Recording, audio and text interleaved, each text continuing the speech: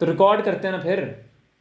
चलो जी बच्चों, अस्सलाम वालेकुम। आपने डेफिनेटली ये चीज़ों को सुना होगा और किंगडम एनिमेलिया को डेफिनेटली थोड़ा सा टाइम लग गया आने में। इसकी वजह ये है कि यहाँ पर इसके टेबल को फाइनलाइज करने में सारा टाइम गया, वरना ये इंट्रोडक्शन लेक्चर तो आपको कब का मिल चुका होता।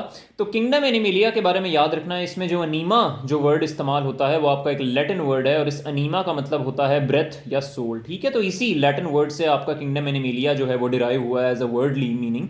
अब एनिमेलिया जो फाइलम है ना, इसमें हमने कुछ चीज़ों को अंडरस्टैंड करना है कि किंगडम एनिमेलिया के अंदर जितने भी ऑर्गेनिजम्स हैं उनमें कॉमन बातें क्या हैं। सबसे पहले उन बातों को डील करेंगे, उसके बाद आहिस्ता आहिस्ता चीज़ों को आगे बढ़ाएंगे। ठीक है, अब एनिमेलिया फाइलम के अंदर, या सॉरी किंगडम एनिमेलिया के अंदर, फाइलम बोल रहा हूँ, किंगडम एनिमेलिया के अंदर आपने याद रखना है कुछ कॉमन बातें जो होती हैं वो इनमें एक तो मल्टी सेलुलैरिटी होती है। वो तमाम जो जितने भी ऑर्गेनिजम्स हैं एनिमेलिया के अंदर वो तमाम मल्टी सेलुलैरिटी शो करते हैं।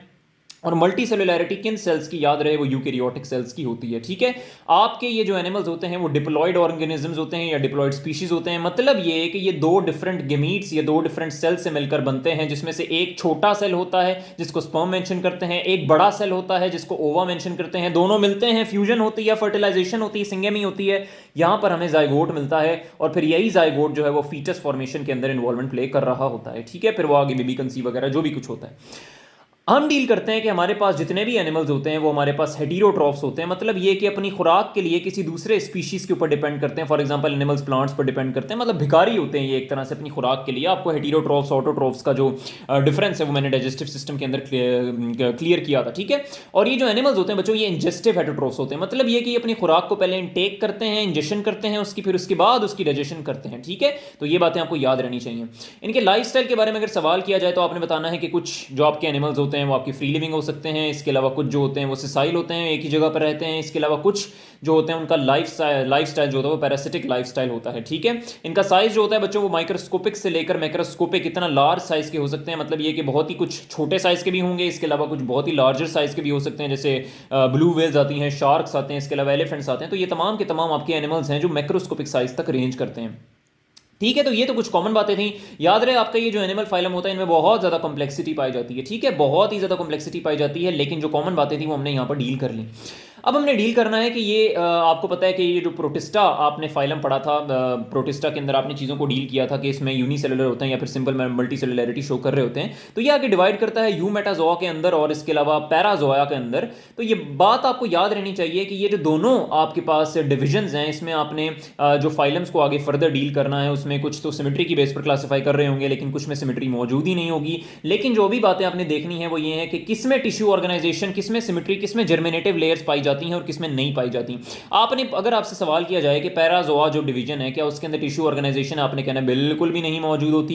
क्या उसमें सिमेट्री मौजूद होती है, आपने कहना बिल्कुल भी नहीं मौजूद होती। क्या यहाँ जर्मिनेटिव लेयर्स मौजूद होती हैं, आपने कहना बिल्कुल भी मौजूद नहीं होती। फिर इसके उल्टे या इसके बरक्स जो आपसे सवाल किया जाएगा वो यूमेटाजोआ से सवाल किया जाएगा, पूछेगा टिश्यू ऑर्गेनाइजेशन होती है, आपने बताना बिल्कुल होती है। पूछेगा सिमेट्री होती है, बिल्कुल होती है। क्या जर्मिनेटिव लेयर्स होती हैं, बिल्कुल होती हैं। तो फिर आपने ये कुछ ऑब्जेक्टिव्स को यहां से रिलेट करके याद करके रखना है, इनको भूलना नहीं है। ठीक है, अब जो सवाल को घुमाएगा वो इस तरह से कर सकता है, पूछेगा कि भाई डिवीजन ऑफ लेबर किसके अंदर मौजूद होती है, आपने बताना है यूमेटोजोआ के अंदर तो होती है, लेकिन पैराजोआ फाइलम के अंदर भी ये डिवीजन ऑफ लेबर जो है बच्चों वो हमें देखने को मिल रही होती है। ऐसे नहीं कहना कि इनके अंदर होती ही नहीं है, यहां पर टिक मार्क कर रहा हूं, दैट मीन्स कि यहां पर डिवीजन ऑफ लेबर देखने को मिलती है।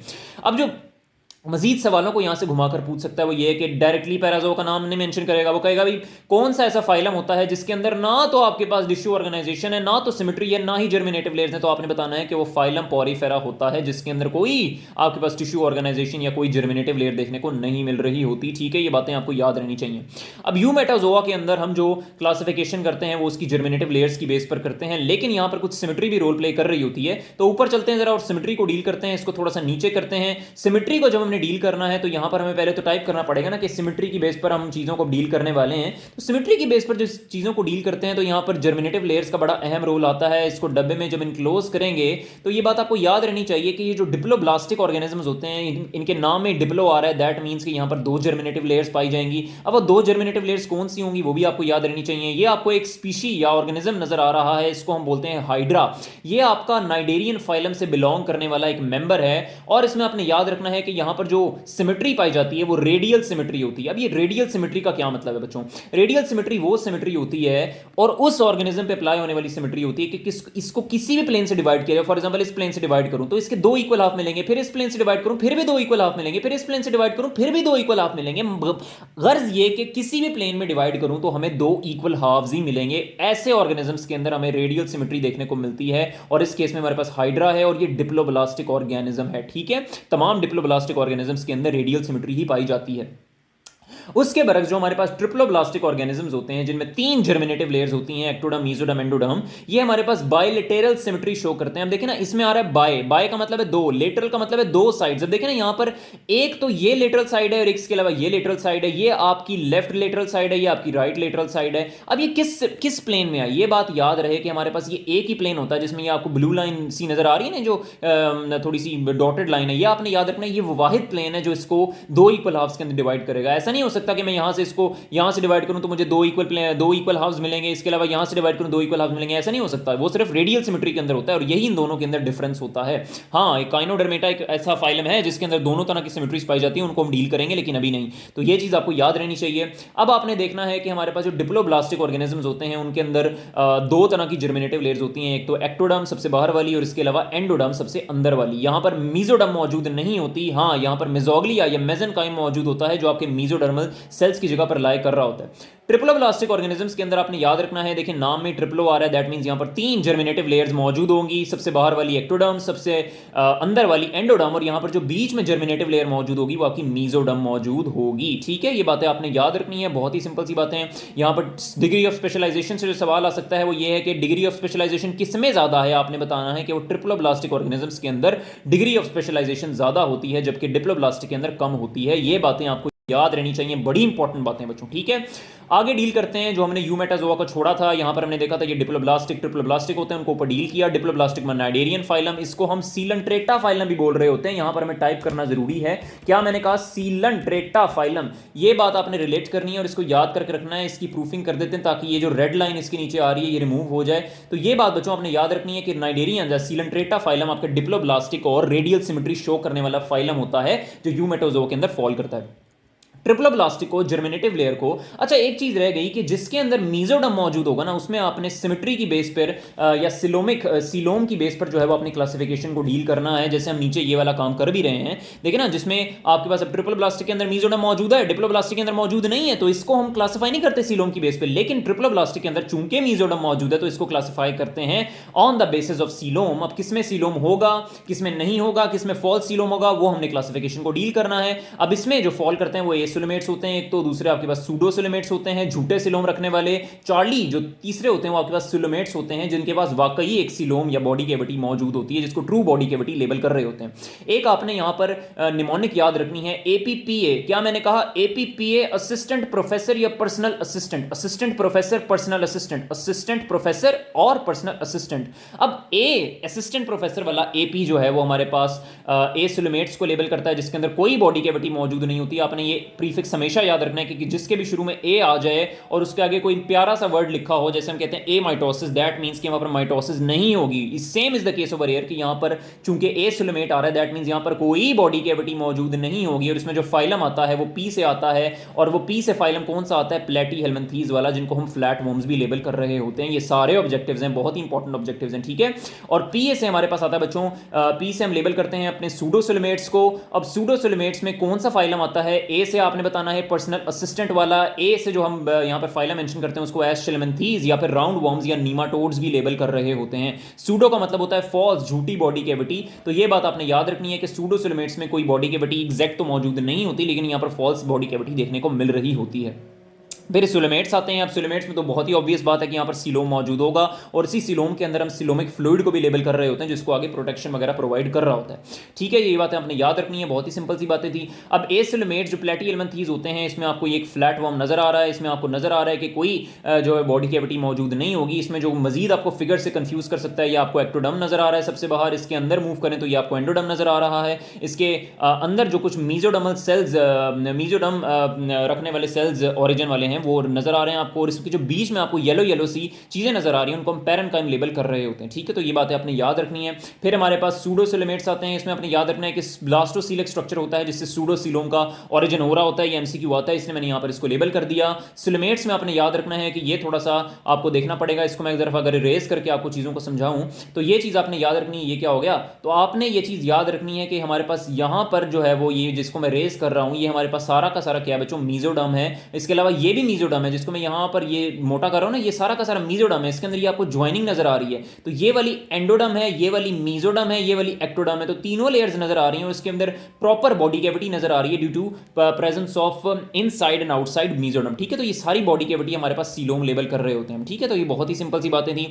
आगे हम डील करते हैं बच्चों सिलोमेट्स को फर्दर क्लासिफाई करते हैं। सिलोमेट्स को जो फर्दर क्लासिफाई करते हैं तो हमारे पास दो तरह की कैटेगरीज आती हैं, जिसमें प्रोटीरोस्टोमिया सबसे पहले लेबल करते हैं और दूसरे नंबर पे ड्यूटीरोस्टोमिया लेबल करते हैं। इनके नाम में ही इनका मतलब छुपा है। अब प्रोटीरो जो होता है उसका मतलब होता है बिफोर, और स्टोमिया का मतलब होता है माउथ, यानी ये वो ऑर्गेनिज्म है जिनमें सबसे पहले माउथ डेवलप करता है फ्रॉम ब्लास्टोपोर। जबकि जो ड्यूटीरोस्टोमिया होते हैं इनमें ड्यूटीरो का मतलब होता है लेटर, और स्टोमिया का तो आपको पता ही है माउथ मतलब होता है। मतलब ये कि ये वो ऑर्गेनिजम्स होते हैं जिनमें माउथ जो है वो बाद में डेवलप करता है, और जो आपका एनल स्ट्रक्चर होता है या एनस होती है वो आपकी पहले डेवलप कर रही होती है फ्रॉम द ब्लास्टोपोर। मजीद क्वेश्चन जो यहाँ से पूछे जा सकते हैं, अब अक्सर औकात पिछले लेक्चर्स में मेरे से ये लेवल बात मेंशन भी कर रहे थे कि सर ये जर्मिनेटिव लेयर से जो स्ट्रक्चर सिस्टम्स डेवलप होते हैं ज़रा उनकी लिस्ट देते हैं, तो ये आपके सामने अब वो लिस्ट मौजूद है, इसको ज़रा सेव कर लीजिएगा। एक्टोडर्म से हमारे पास नर्वस सिस्टम या इंटेगुमेंट्री सिस्टम डेवलप हो रहा होता है। इंटेगुमेंट्री सिस्टम में कन्फ्यूजन होती है, तो याद रखें स्किन और उससे रिलेटेड अपेंडेजेस जितने भी होते हैं वो इंटेगुमेंट्री सिस्टम के अंदर फॉल करते हैं। इसके अलावा हेयर, हॉर्न्स, हूफ्स वो तमाम के तमाम आपके एक्टोडर्म से ही डेवलप हो रहे होते हैं। आपके पास जो एंडोडर्म होता है वो आपका गैस्ट्रोइंटेस्टिनल ट्रैक्ट को जितना भी पूरा एलिमेंट्री कैनाल होता है उसको तमाम को राइज देता है। इसके अलावा एसोसिएटेड ग्लैंड्स को जिसमें लिवर, पेनक्रियास फॉल करते हैं। गर्ज ये कि ये तमाम का तमाम डाइजेस्टिव सिस्टम जो होता है वो आपका एंडोडर्म से ही ओरिजिनेट हो रहा होता है। रेस्ट ऑफ द सिस्टम जितने ही बनते हैं, नर्वस सिस्टम, इंटेगुमेंट्री सिस्टम और डाइजेस्टिव सिस्टम के अलावा जैसे रेस्पिरेटरी सिस्टम हो गया, कार्डियोवैस्कुलर सिस्टम हो गया, इसके अलावा मस्कुलोस्केलेटल सिस्टम हो गया, वो आपके तमाम के तमाम मीजोडर्म से राइज हो रहे होते हैं। इसको आपने कभी कंफ्यूज नहीं करना, बहुत ही सिंपल सा था, ठीक है।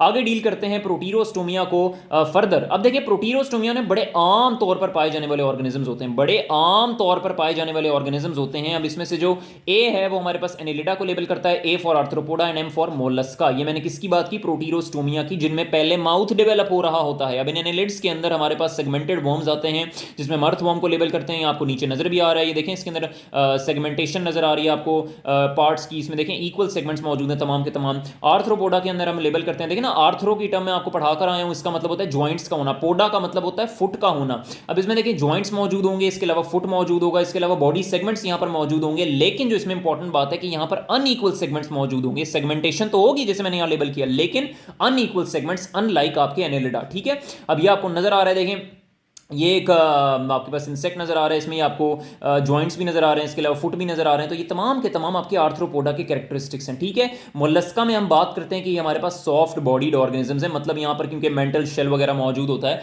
इनके शेल को अगर उतार दें तो तमाम का तमाम जो ऑर्गेनिज्म होता है वो हमारे पास सॉफ्ट लेबल कर रहे होते हैं। ड्यूटीरोस्टोमिया को आगे फर्दर लेकर चलें तो हमारे पास अकाइनोडर्मेटा आता है, इसके अलावा हेमिकॉर्डेटा आता है, इसके अलावा कॉर्डेटा आता है। अब अकाइनोडर्मेटा में मेंशन करते हैं कि ये हमारे पास स्पाइनी स्किन्ड एनिमल्स होते हैं। इनमें एक बड़ा इंपॉर्टेंट सवाल बनता है इनकी सिमेट्री के हवाले से कि कब रेडियल होते हैं कब बाइलेटरल होते हैं, वो आपको टेबल के अंदर पढ़ाऊंगा, वो अपने चीज़ को याद रखना है, रिलेट करके रखना है। फिर हमारे पास हेमिकॉर्डेटा आते हैं ड्यूटीरोस्टोमिया के अंदर। देखिए हेमी का मतलब होता है हाफ, ठीक है, हाफ। अब हेमिकॉर्डेटा मतलब हाफ कॉर्डेट्स होंगे। अब कॉर्डेट्स आपको पता है वो वर्टिब्रेट्स होते हैं जैसे हम हैं, तो ये आपके पास हाफ वर्टिब्रेट्स कैरेक्टरिस्टिक्स रखेंगे और इसके अलावा हाफ इनवर्टिब्रेट्स कैरेक्टरिस्टिक्स रखेंगे, मतलब 50-50 के रेशियो 1-1 रेशियो में ये चीज़ों को रख रहे होंगे। फिर हमारे पास ड्यूटीरोस्टोमिया के अंदर कॉर्डेट्स फॉल करते हैं, और इन कॉर्डेट्स का ये जो पूरा फाइलम है ये तो थोड़ा कॉम्प्रिहेंसिव सा टॉपिक है और इसमें वर्टिब्रेट्स तमाम के तमाम फॉल कर रहे होते हैं, ठीक है बच्चों।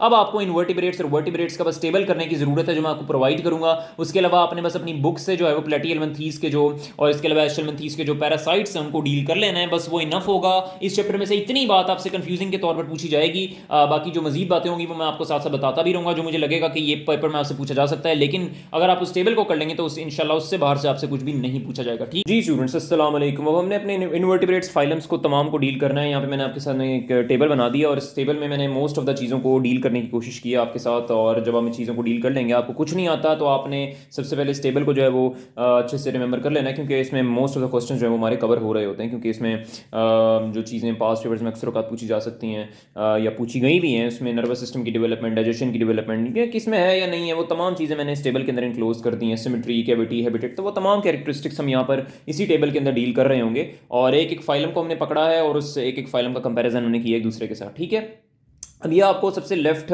जो एक्सट्रीम है उसके ऊपर आपको फीचर्स नज़र आ रहे हैं, जिसमें symmetry, cavity, habitat, body layers, digestion वगैरह तमाम चीज़ें मौजूद हैं। इसके अलावा यहाँ पर राइट पे मूव करते चले जाएंगे तो तमाम फाइलम्स मौजूद हैं। सबसे पहले हमने सबसे सिंपलेस्ट ऑर्गेनिज्म से आगे मूव करना है। जो सबसे सिंपलेस्ट है हमारे पास वो पॉरिफेरन्स होते हैं।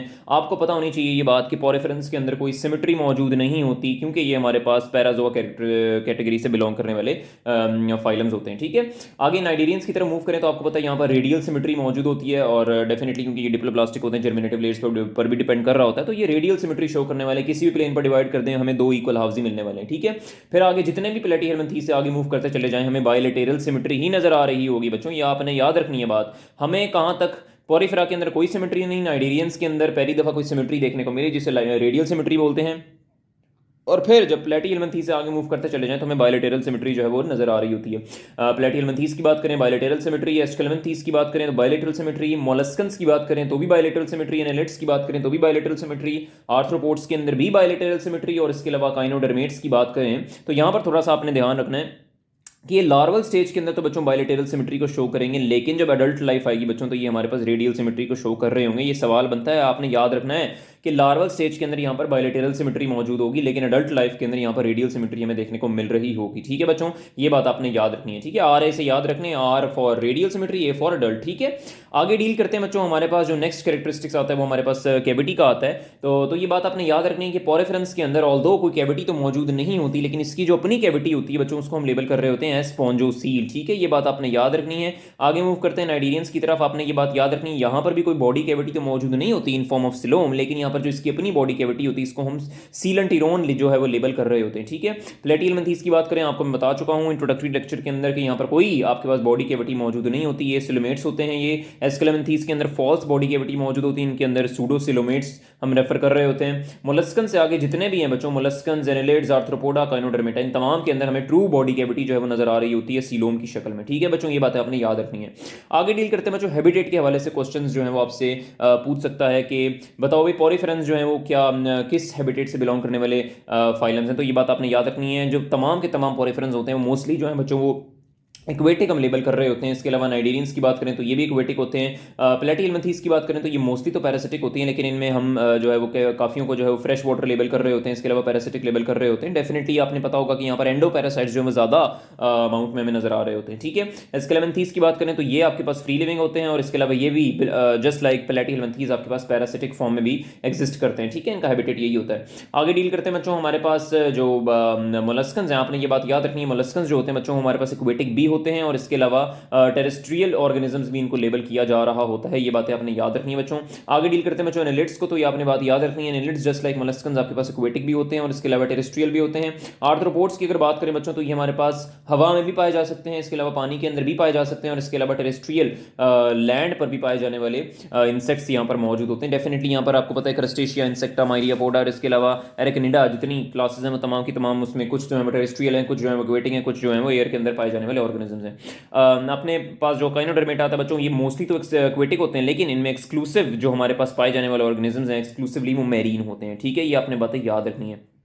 आगे डील करते हैं जो नेक्स्ट कैरेक्टर को, इसमें हमारे पास बॉडी लेयर्स का कैरेक्टर आता है। आपको पता है कि पॉरीफेरन्स के अंदर कोई आपके पास जर्मिनेटिव लेयर तो मौजूद नहीं होती, लेकिन जो इसकी अपनी डर्म्स मौजूद होती हैं बच्चों वो तो एक आउटर होती है इसके, जिसको हम पिनाकोडम लेबल करते हैं, और एक इनर होती है जिसको हम कुआनोडम लेबल कर रहे होते हैं। इसी कुआनोडम की बेस पर हम इसको लेबल करते हैं कि ये हमारे पास कुआनोफ्लैजिलेट्स की कैटेगरी में फॉल करता है। नाइडेरियंस की बात करें तो आपको पता है यहाँ पर दो बॉडी लेयर्स मौजूद होती हैं जिसको एक्टोडम, एंडोडम लेबल करते हैं, जिसकी वजह से हम इसको डिप्लोब्लास्टिक ऑर्गेनिज्म, रेडियल सिमेट्री रखने वाला फाइलम जो है वो करार दे देते हैं। आगे डील करते हैं बच्चों हमारे पास जितने भी आगे फाइलम्स हैं वो तमाम के तमाम बच्चों ट्रिप्लोब्लास्टिक हैं, चाहे प्लेटीहेलमिन्थीस हो, चाहे एस्केलेमिन्थीस हो, चाहे मोलस्कन्स हो, चाहे एनालिड्स हो, चाहे आर्थ्रोपोड्स हो, चाहे काइनोडर्मेटा, वो तमाम के तमाम बच्चों आपके पास ट्रिप्लोब्लास्टिक ऑर्गेनिजम्स हैं। मतलब कि यहाँ पर 3 जर्मिनेटिव लेयर्स मौजूद होंगी, एक एक्टोडर्म, फिर आपके पास मीजोडर्म, और इसके अलावा यहाँ पर एंडोडर्म। तभी हमें यहाँ पर मेजर जो बॉडी सिस्टम्स हैं वो नजर आ रहे होते हैं, डाइजेस्टिव सिस्टम, इसके अलावा एक्सक्रीटरी, खैर रेस्पिरेटरी सिस्टम को तो डील करते हैं आगे, और इसके अलावा रेस्पिरेटरी सिस्टम, तो ये तमाम जो है वो यहाँ पर हमें देखने को मिल रहे होते हैं। ठीक है बच्चों, आगे डील करते हैं बच्चों डाइजेशन की तरफ। तो डाइजेशन के हवाले से याद रखना है कि पॉरीफ्रेंस के अंदर तो कोई डाइजेस्टिव सिस्टम मौजूद नहीं होता डेफिनेटली, क्योंकि यहाँ पर एंडोडर्म मौजूद नहीं है। तो फिर ये फूड को किस तरह से ऑब्टेन करते हैं, याद रहे यहाँ पर वेस्ट मटेरियल जो इनकी तरफ आ रहा होता है जो डिट्राइटिस की शक्ल में होता है, तो 80% जो इनका जो फूड होता है बच्चों वो डिट्राइटिस पर ही कंसिस्ट करता है, 80% लेबल किया जाता है। और इसके अलावा जो बाकी बचा हुआ 20% है वो फाइटोप्लैंक्टन्स या जू प्लैंक्टन्स की शक्ल में होता है। यहाँ पर मैंने एज इट इज प्लैंक्टन्स लिख दिया, जो 20% या 20% के लगभग होता है।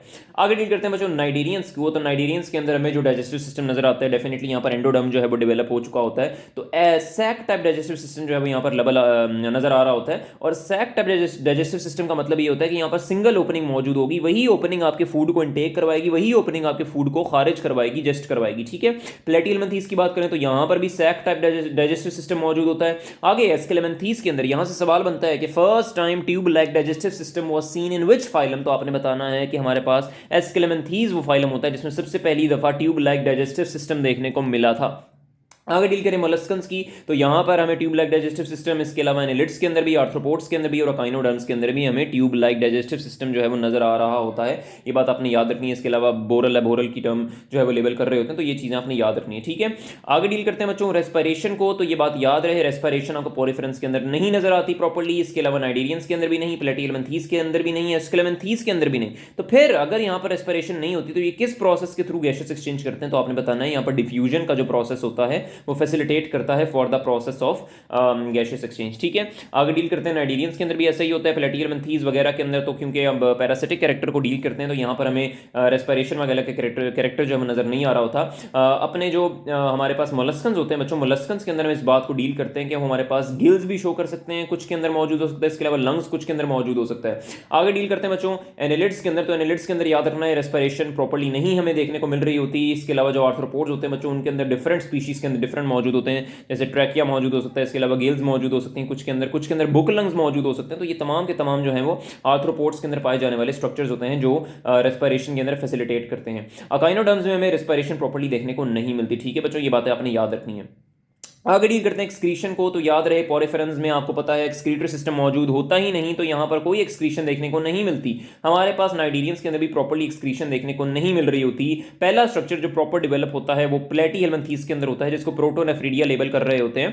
आपकी जो होम्योस्टेसिस वाला जो चैप्टर है उसके अंदर डिफरेंस भी आपको प्रोटोनेफ्रीडिया जो है वो नजर आ रहा था प्लेनेरिया के अंदर, तो वो प्लेटिहेल्मिन्थीस का ही कैरेक्टर है। ठीक है, आगे डील करते हैं बच्चों एस्केलेमेंथीस को। तो यहाँ पर एक्सक्रीटरी कैनाल जो है प्रॉपर्ली मौजूद होता है, और आगे जब मोलस्कन से फर्दर मूव करते हैं तो हमें नेफ्रीडिया का प्रॉपर स्ट्रक्चर जो है देखने को मिल रहा होता है। मोलस्कन्स के अंदर नेफ्रीडिया, एनालिट्स के अंदर भी नेफ्रीडिया, इसके अलावा जो आपका आर्थ्रोपोड्स हैं उनके अंदर हमें मालफीजियन टिब्यूल्स जो है एक्सक्रीटरी स्ट्रक्चर के तौर पर नजर आ रहे होते हैं। अकाइनोडर्म्स में अगर पूछा जाए तो यहाँ पर प्रॉपर एक्सक्रीशन देखने को नहीं मिल रही होती बच्चों। ठीक है, ये बातें आपने याद रखनी है। आगे डील करते हैं बच्चों हमारे पास नर्वस सिस्टम की तरफ। तो आपको पता है आपके पॉरीफ्रेंस के अंदर नर्वस सिस्टम मौजूद नहीं होगा। क्यों मौजूद नहीं होगा? क्योंकि यहाँ पर एक्टोडर्म मौजूद नहीं है, लेकिन यहाँ पर सेंसरी सेल्स जो हैं वो मौजूद होंगे बच्चों। ठीक है, ये बातें आपने याद रखनी है। नाइडेरियंस के अंदर एक्टोडर्म डेवलप हो चुका होता है जो आपकी डिफ्यूज्ड नर्वस सिस्टम को ओरिजिन देता है।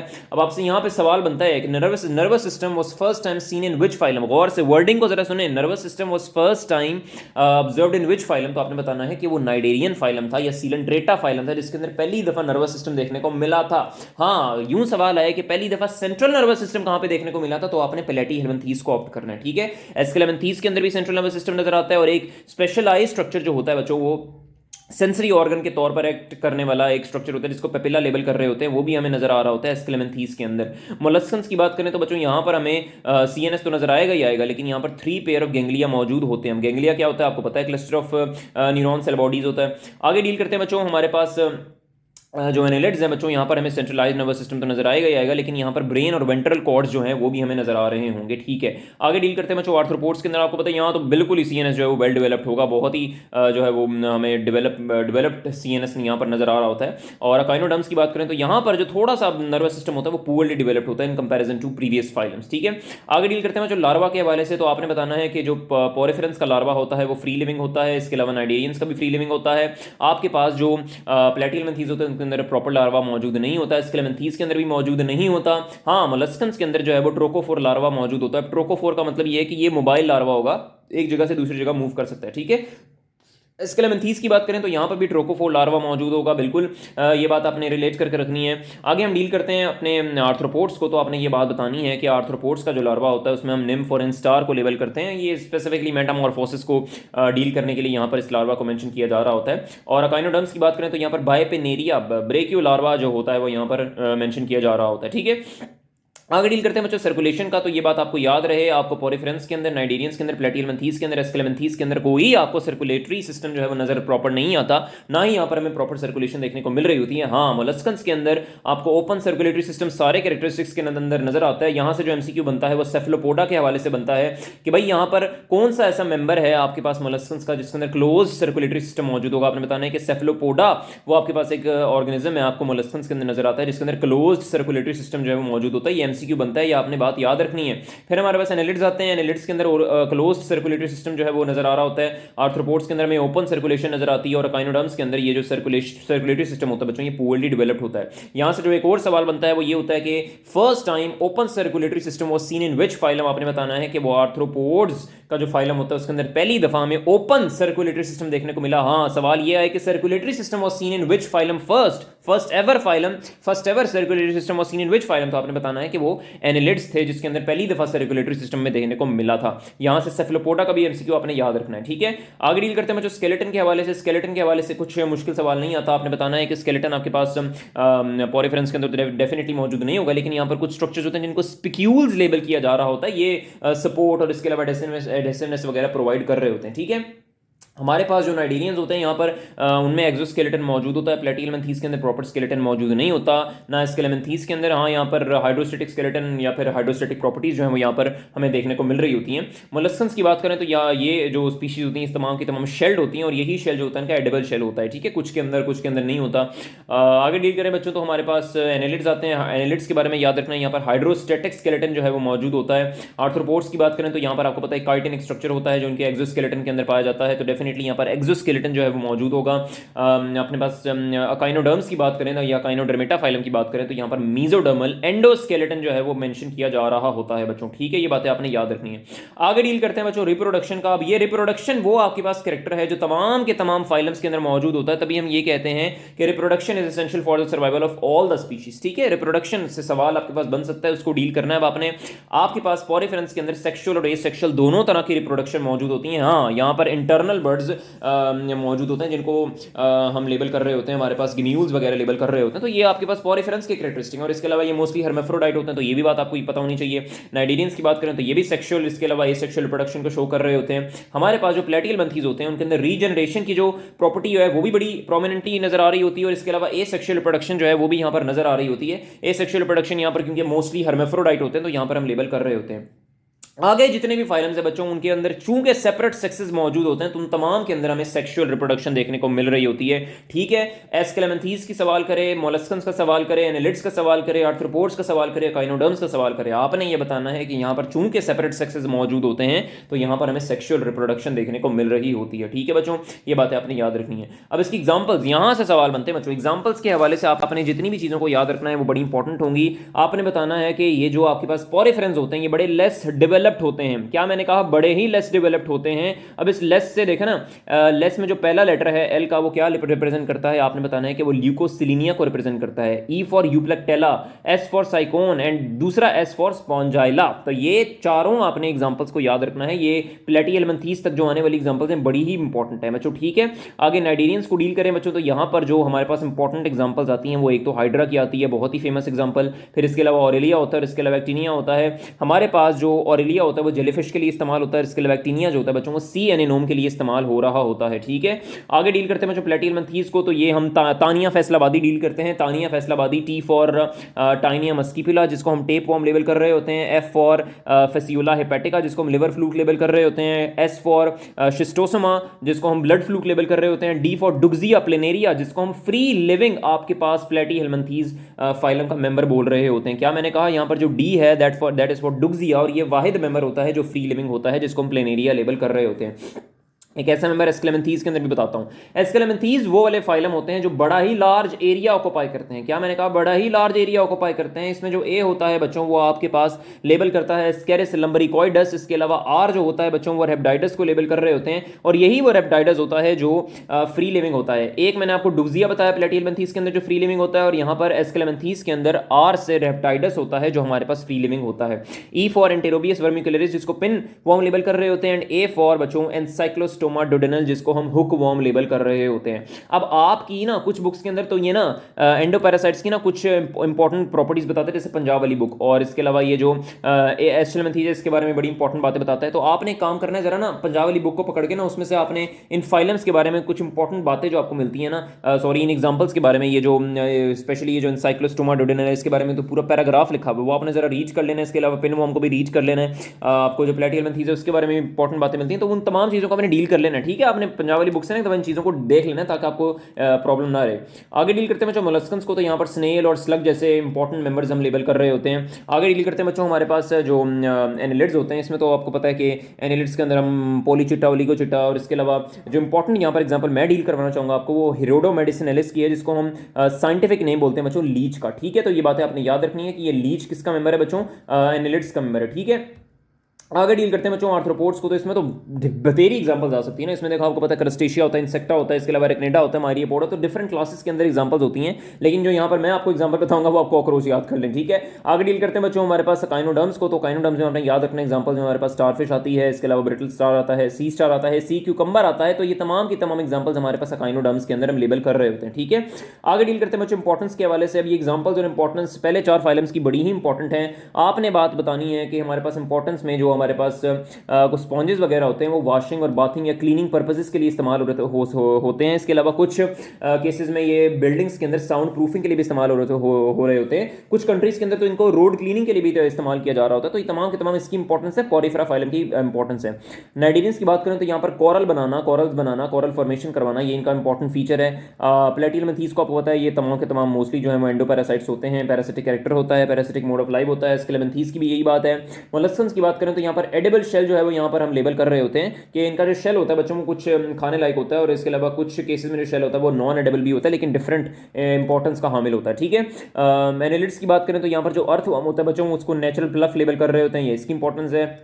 आर्थ्रोपोड्स की बात करें तो कुछ तो यहाँ पर यूज़फुल होते हैं और कुछ जो है वो हार्मफुल होते हैं, लेकिन जो यहाँ पर यूज़फुल होते हैं उसमें हनी बी को लेबल करते हैं, पॉलिनेशन का जो अमल है करने की टेंडेंसी जो है वो मौजूद होती है।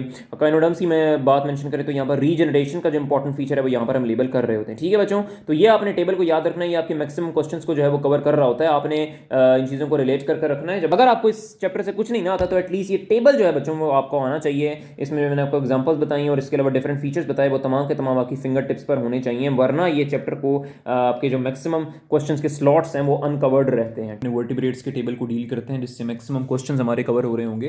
तो एक्सट्रीम लेफ्ट पे आपको फीचर्स नजर आ रहे हैं, और राइट साइड पे चलते जाएं तो हमें पिसेस, उसके अलावा एम्फीबियंस, रेप्टाइल्स, एव्स और मेमेलिया के जो कैरेक्टरिस्टिक्स हैं उनको हमने डील करना है। ठीक है, पिसेस आपकी फिशेज हैं, उसके बाद एम्फीबियंस, उसके बाद रेप्टाइल्स, उसके बाद बर्ड्स एंड देन मैमल्स। ठीक है, अब सबसे पहले हमने डील करना है अपने इंट्रोडक्शन एंड हैबिटेट को। तो देखते हैं कि पाइसेस या फिर फिशेज इनको कहना चाहें या फिश कहना चाहें तो उनका क्या इंट्रोडक्शन होता है। तो याद रहे इनका जो एवोल्यूशन आपको देखने को मिला था वो पैलियोजोइक इरा के अंदर हमें देखने को मिला था, यानी यहाँ पर फ्लरिश करना इन्होंने शुरू कर दिया था। और इनके हैबिटेट की बात करें तो ये एक्वेटिक होते हैं जिसमें मेरीन, फ्रेश वाटर, तो तमाम किस्म के हैबिटेट जो है वो इनके यहाँ पर मेंशन कर सकते हैं। एम्फीबियंस की बात करें तो उन्होंने फ्लरिश करना शुरू किया था पैलियोजोइक इरा के अंदर, और ये वो फर्स्ट इनवर्टिब्रेट थे, फर्स्ट वर्टिब्रेट से जिन्होंने लैंड को एक्वायर किया था। ठीक है, तो यहाँ पर इसको रेक्टिफाई कर लीजिएगा, फर्स्ट वर्टिब्रेट से जिन्होंने लैंड को एक्वायर किया था, ये बात आपको याद रहे।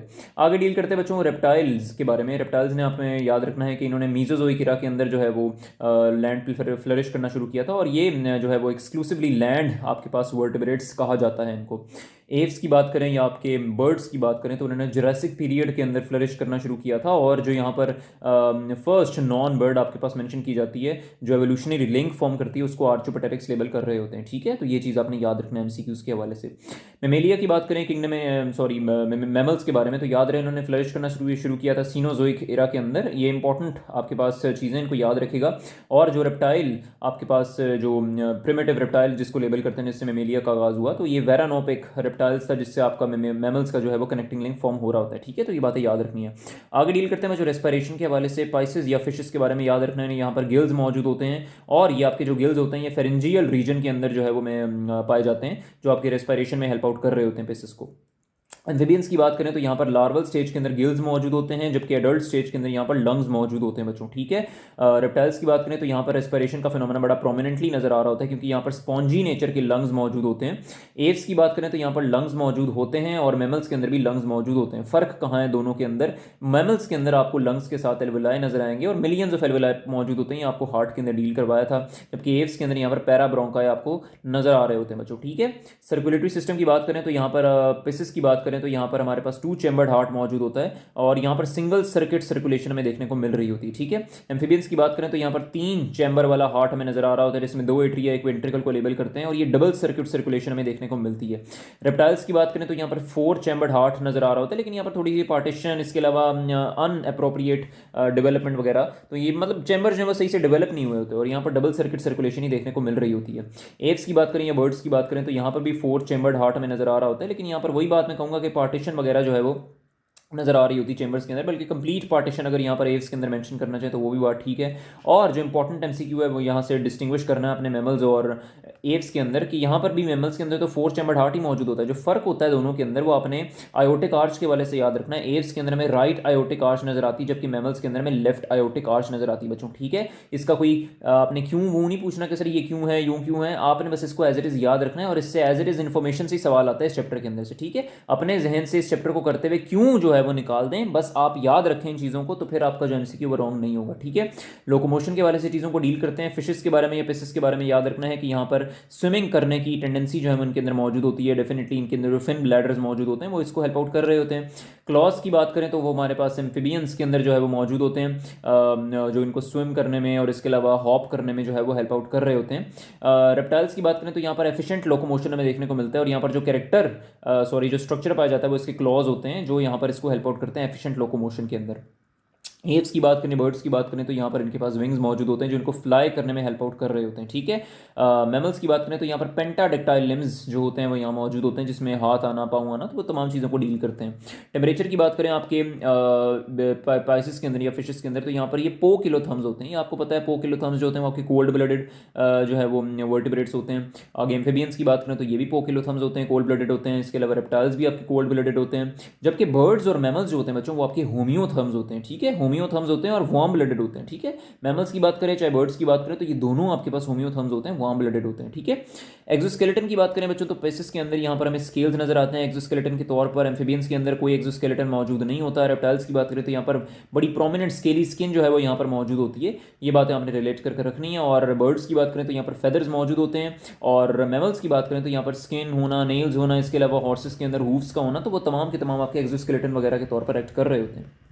डाइजेस्टिव सिस्टम की बात करें तो पिसेस के अंदर यहाँ पर हमें स्टमक के अंदर बड़ी वेरिएशन नज़र आती है। और अगर आगे मूव करते चलें पिसेस के बाद एम्फीबियंस तो यहाँ पर डाइजेस्टिव सिस्टम आपके एम्फीबियंस के अंदर ट्यूब लाइक होता है और यहाँ पर एफिशिएंट डाइजेशन वगैरह देखने को मिलती है। रेप्टाइल्स की बात करें तो यहाँ पर भी ट्यूब लाइक डाइजेस्टिव सिस्टम हमें देखने को मिलता है। बर्ड्स की बात करें तो यहाँ पर एक गिजार्ड स्ट्रक्चर हमें देखने को मिलता है और गिजार्ड होने की मेन वजह ये होती है कि यहाँ पर कोई टीथ मौजूद नहीं होते, ठीक है बच्चों। और आपके पास जो मैमल्स हैं यहाँ पर होलोजोइक सिस्टम नजर आता है जिसमें स्टमक को, इंटेस्टाइन को, तमाम चीज़ों को डील कर रहे होते हैं। ईयर की बात करें तो आपके फिशेस के अंदर या पेसिस के अंदर यहाँ पर हमें इंटरनल ईयर्स जो है वो देखने को मिलते हैं। एम्फीबियंस के अंदर इंटरनल और मिडिल दोनों तरह की ईयर्स देखने को मिलते हैं। रेप्टाइल्स के अंदर भी, बर्ड्स के अंदर भी, हाँ मैमल्स के अंदर हमें एक्सटर्नल पिनाई जरूर देखने को मिलता है। और यहाँ पर 3 बोन्स देखने को मिलती हैं एक ईयर के अंदर, इसमें मेलस, इनकस और स्टेपीज का होना हम लेबल कर रहे होते हैं। बॉडी की बात करें तो आपके जो फिशेस की जो बॉडी होती है वो बड़ी स्ट्रीमलाइंड होती है और स्ट्रीमलाइंड होने से होता ये है कि यहाँ पर हमारे पास रेजिस्टेंस के जो चांसेस हैं वो कम होंगे विद रेफरेंस टू वाटर। जितनी ज़्यादा बॉडी स्ट्रीमलाइन होगी उतनी ज़्यादा जो रेजिस्टेंस के चांसेस हैं विद रेफरेंस टू वाटर वो कम होंगे, ठीक है। और यहाँ पर स्विम ब्लैडर के कुछ स्ट्रक्चर भी मौजूद होते हैं, तो ये बातें आपने याद रखनी है। आपके जो एम्फीबियंस की बॉडी होती है वो स्मूथ होती है, इसके अलावा मॉइस्ट होती है और कुछ जो है वो बड़ी एफिशिएंट ग्लैंडुलर सिक्रीशंस वगैरह भी दे रहे होते हैं, तो वो बॉडी के अंदर ही कैरेक्टर पाया जाता है। रेप्टाइल्स की बात करें तो यहाँ पर बड़ी ड्राई येलोइश स्केली स्किन जो है वो मौजूद होती है। येलो ना कहें, स्केली स्किन जो है वो मेंशन करें यहाँ पर, और यही जो है वो इसको इन्वायरमेंटल गिजार्ड से जो है वो प्रोटेक्शन जो वगैरह प्रोवाइड कर रही होती है। और आपकी जो फिशेज जो आपके सॉरी बर्ड्स होती हैं उनकी बॉडी बड़ी स्ट्रीमलाइंड होती है, same is the case with जहाँ पे एम्फीबियंस को हमने लेबल किया था। और मैमल्स की बात करें तो यहाँ पर बॉडी जो है वो हेयर्स के साथ पाई जाती है, और यही हेयर्स जो है वो फिर आपको गूज बम्स वगैरह प्रोवाइड कर रहे होते हैं। तो ये सारे बॉडी फीचर्स हैं, ठीक है। टाइप्स की बात करें बच्चों तो हमारे पास फिशेस के अंदर साइक्लोस्टोमा, कॉन्ड्रिच थाइज, ऑस्टिच थाइज आते हैं। साइक्लोस्टोमा मोस्ट प्रिमिटिव फिशेस को लेबल करते हैं, कॉन्ड्रिच थाइज आपके पास कार्टिलेजिनस फिशेस होती हैं, ऑस्टिच थाइज की बात करें तो ये आपकी बोनी फिशेस होती हैं, ठीक है। आपके जो एम्फीबियंस होते हैं ये टेल भी रख सकते हैं और यहाँ पर टेल नहीं भी रख सकते, तो ये बातें आपने याद रखनी है। रेप्टाइल्स की बात करें तो यहाँ पर स्नेक, क्रोकोडाइल, ये इनकी जो बॉडीज़ होती हैं बड़ी लेदरी बॉडीज़ होती हैं, तो ये इनकी जो है वो बॉडी फीचर्स हैं।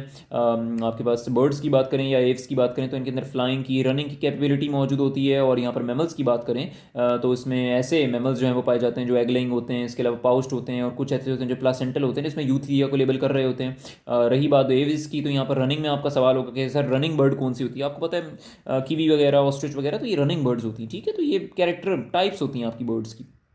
एग्जाम्पल्स में आपने याद रखना है, फिशेस के अंदर या फिशेस के अंदर हैग फिश आती है, ट्राउट आती है, शार्क आती है। एम्फीबियंस के अंदर आपने याद रखना है फ्रॉग, टोड, सेलेमेंडर। रेप्टाइल्स के अंदर याद रखना है लिजर्ड होना, एलिगेटर का होना, क्रोकोडाइल का होना। तो ये तमाम इसकी एग्जाम्पल्स में फॉल करते हैं। बर्ड्स बहुत ही सिंपल, स्पैरो, क्रो, पैरट, बहुत ही आसान सी एग्जाम्पल्स। मैमल्स की बात करें तो ये रैबिट होना, रैट होना, और हम ह्यूमंस की बात करें तो ये भी सारे के सारे मैमल्स ही हैं, ठीक है। अब आगे जो मजीद चीज़ है वो हमने मैमल्स की जो है वो आगे जो प्रोटोथीरिया, मेटाथीरिया, यूथीरिया उनको डील करना है, उसको देखते हैं। ये हमारे पास एक और टेबल मजीद फॉल करता है। तो मैमल्स की जो टाइप्स थी, प्रोटोथीरिया, यूथीरिया, मेटाथीरिया, उसको ज़रा देखते हैं। तो प्रोटोथीरिया के बारे में याद रखना है, ये आपके एग लेइंग मैमल्स होते हैं। क्या मैंने कहा, ये आपके एग लेइंग मैमल्स होते हैं। मेटाथीरिया आपके पाउच्ड मैमल्स होते हैं जिसमें आपका जो बेबी है, न्यू बॉर्न है, वो आपका डेवलपमेंट शो करता है। यूथीरिया आपका प्लासेंटल मैमल्स होते हैं जिसमें हम भी फॉल करते हैं। आपके जो प्रोटोथीरिया होते हैं वो चूंकि रेप्टाइल्स और मैमल्स के अंदर एक लाइन डेवलप कर रहे होते हैं, तो हम कहते हैं कि prototheria are the connecting links between reptiles and mammals, ठीक है। तो ये बात आपने याद रखनी है। मेटाथीरिया के अंदर पाउच स्ट्रक्चर के जो एतबार से स्ट्रक्चर मौजूद होता है, इसको मार्सुपियम लेबल करते हैं, ठीक है। आपका जो यूथीरिया होता है उसके अंदर मैक्स मेमेलियन कैरेक्टर पाया जाता है, ठीक है, मैक्स मेमेलियन कैरेक्टर, क्योंकि ये प्लासेंटल मैमल्स होते हैं जैसे हम लोग हैं आज के दौर के। प्रोटोथीरिया के बारे में याद रखना है, आपको मैंने बता दिया रेप्टाइल्स और मैमल्स के दरमियान कनेक्टिंग लिंक को फॉर्म कर रहे होते हैं, तभी मैंने इसको ऊपर कनेक्टिंग लिंक्स के तौर पर लेबल किया। मेटाथीरिया के बारे में याद रखना है, मोस्टली प्रिमिटिव मैमल्स इसके अंदर फॉल करते हैं, यानी कि पुराने लोग। और यूथीरिया में आपने याद रखना है कि आपके जो मॉडर्न मैमल्स हैं वो तमाम के तमाम यहाँ पर फॉल कर रहे होते हैं बच्चों, ठीक है। प्रोटोथीरिया के बारे में याद रखना है, यहाँ पर जो एग्जाम्पल्स आपके पास होती हैं वो स्पाइनी एंट ईटर की होती है, इसके अलावा डक बिल प्लेटिपस की होती है जिसमें एकिडना वगैरह मेन मेंशन कर रहे होते हैं, ठीक है। आपके जो मेटाथीरिया होते हैं उसके अंदर अपॉसम, कैंगरू वगैरह इन चीज़ों को लेबल कर रहे होते हैं। तो कैंगरू का आपको पता है यहाँ पर एक पाउच मौजूद होता है, बड़ा मस्कुलर जो इनकी बॉडी होती है वो इसी की वजह से होती है कि पाउच इनके पास स्ट्रक्चर मौजूद होता है। यूथीरिया के अंदर हम मैन को, हम अपने आप को, और इसके अलावा वेल्स को मेंशन कर रहे होते हैं जो फीडिंग करवाती हैं अपने न्यूबॉर्न को। तो ये बच्चों आपने कुछ चीज़ें याद रखनी है मेटाथीरिया के, सॉरी वर्टिब्रेट्स के वाले से। ये आपके मैक्सिमम क्वेश्चंस को ये टेबल कवर करता है। मैं फिर वही बात करूंगा, इस चैप्टर में से कुछ नहीं आता, एटलीस्ट ये जो टेबल्स मैं आपको प्रोवाइड कर रहा हूँ ये आपने अपनी फिंगर टिप्स पे रखने हैं। आप यकीन जाने जो आपके एमडी के 2023 और 2022 से क्वेश्चंस आए थे वो आपके इसी टेबल से आए थे, और एक ही क्वेश्चन आता है आपका वर्टिब्रेट से। अगर आप पास्ट पेपर्स को देखेंगे तो आपको ये नजर आएगा कि एक ही क्वेश्चन आ रहा होता है, कभी कभार अगर दो आएंगे भी तो इसी टेबल से इंशाल्लाह आएंगे। अगर आप इस टेबल को अच्छे से याद कर लेते हैं, रिमेंबर कर लेते हैं, तो आपके मोस्ट ऑफ द क्वेश्चन जो है वो कवर हो जाएंगे। और अगर एमडी के 2023 की बात बताऊं तो यहाँ से ये जो राइट आयोटिक आर्च वाला सवाल है ये आया था जिसमें एव्स जो था वो आंसर था, और मैमल्स का देखिए कंफ्यूज कर रहा था। हालांकि बात कुछ भी नहीं थी, टेबल जिसने अच्छे से याद किया हुआ उसके लिए तो बहुत ही सिंपल सी बातें हैं। जो मुझे लगता है इस साल जो सवाल आएगा वो आपका चैम्बर ऑफ हार्ट से सवाल आएगा, या फिर ये जो प्रोटोथीरिया, मेटाथीरिया, यूथीरिया इनसे सवाल आ सकता है, ठीक है।